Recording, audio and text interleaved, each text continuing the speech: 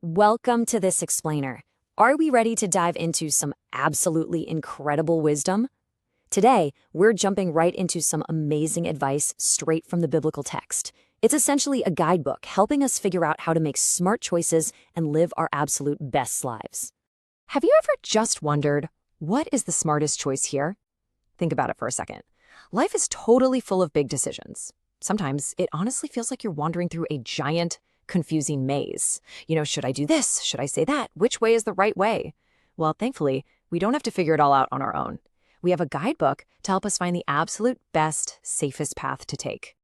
So today, we're exploring a specific part of that guidebook, Proverbs chapter 28. Now, what's a proverb? It's basically a short, bite-sized piece of super smart advice from the biblical text. Think of it as wisdom packed into just a sentence or two, specifically designed to help us make good choices, live well, and follow him every single day. Section 1, a guidebook for life. Listen to this quote. "The rich are wise in their own eyes. One who is poor and discerning sees how deluded they are."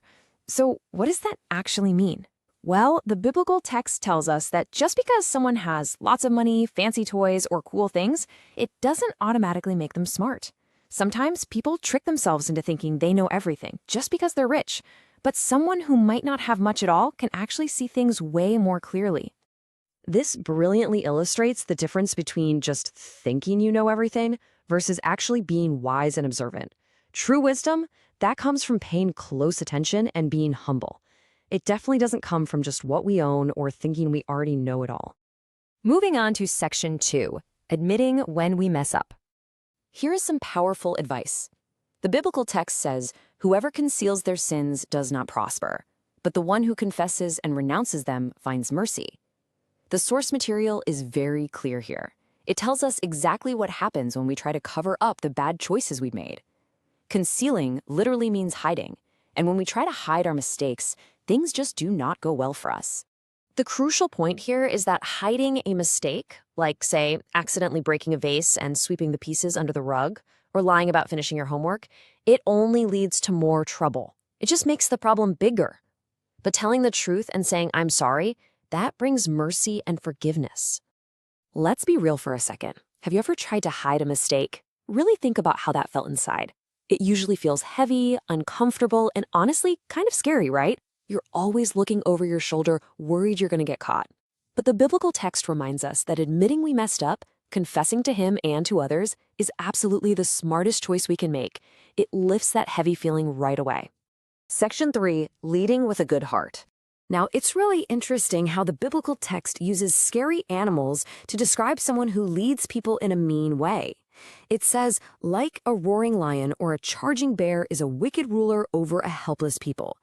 Imagine a huge, roaring lion showing its teeth, or a massive bear charging right at you. Terrifying, right? The text says that's exactly what a wicked, mean ruler feels like to helpless people. Think about your own life, whether you get chosen to be a class monitor or maybe a team captain in gym class. Being a bully just makes people want to hide from you. I mean, nobody likes a roaring lion on the playground. But leading fairly and standing up against bad behavior means people will actually respect you. The text says, "A fair leader will enjoy a long reign," which basically means people will be happy to follow them for a long time. Section 4, choosing the right path. The source warns us with this quote. "The one whose walk is blameless is kept safe, but the one whose ways are perverse will fall into the pit." Doing wrong, or doing things that carry awful guilt, it's literally like walking blindfolded right into a trap. But living right and having a blameless walk, that is exactly what keeps us safe and protected. If we want to have that blameless walk and receive what the text calls a good inheritance, which is like a wonderful special blessing saved up just for you, we really just need to follow these simple steps. Step 1, tell the truth. Step 2, be kind. And step 3, stay safe on the good path. It really is the best way to avoid falling into those tricky pits in life. But hey, we also have to be super careful about where we lead our friends. The biblical text highlights that if we trick our friends leading the upright along an evil path, we definitely won't get away with it. We'll actually fall into our very own trap, but guiding them well, that brings that awesome good inheritance we were just talking about. And finally, Section 5, saying thank you to him. You know, the absolute perfect way to end a day of trying our very best is with a heart completely full of gratitude. The source text provides us with a beautiful prayer showing us that recognizing our blessings from Him is so important. The text warns us that whoever hardens their heart falls into trouble, but just saying thank you keeps our hearts soft, open, and joyful. There are just so many amazing blessings we can praise and worship Him for. The simple joy of a good night's sleep, waking up this morning, the small mercies He shows us every single day. And of course, the biggest blessing of all, Him giving His life on the cross for us sinners, purchasing us with His blood. We can always come into His presence and worship His holy name for all of this.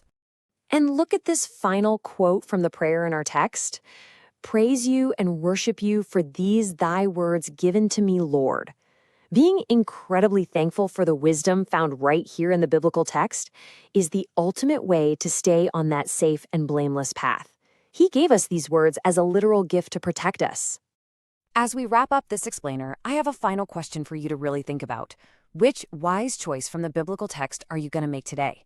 Will you tell the truth when you make a mistake? Will you be a kind, fair leader instead of a roaring lion? Think about how you will use this amazing guidebook in your own life today. Thank you so much for joining me on this explainer, and stay wise out there.